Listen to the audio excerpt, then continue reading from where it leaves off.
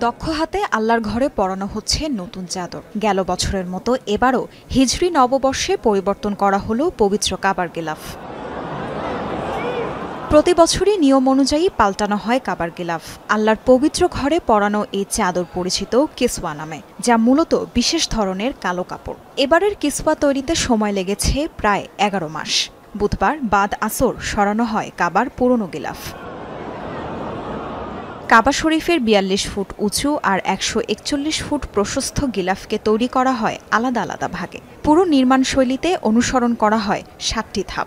৪৭টি কাপড়ের টুকরোকে সেলাই করা হয় বিশেষ মেশিনে। কাবার দেয়ালে ঝোলানোর পর জোড়া দেয়া হয় সেসব। সাধারণত কিসওয়ার ওজন হয় ১৪১৫ কেজি। কালো রেশমের কাপড়ের স্বর্ণ ও রূপার সুতোয় লেখা হয় পবিত্র কোরআনের ৬৮টি আয়াত। গিলাফে আরবি ভাষায় মক্কা আল মোকাররম, চলতি সন এবং সৌদি বাদশার নাম যুক্ত করা হয়। নতুন কিসওয়াতে ব্যবহার করা হয়েছে ৮২৫ কেজি রেশম, ৬০ কেজি রূপা ও ৪১০ কেজি তুলা। সেলাইয়ের জন্য লেগেছে ১২০ কেজি স্বর্ণমণ্ডিত রূপার সুতা।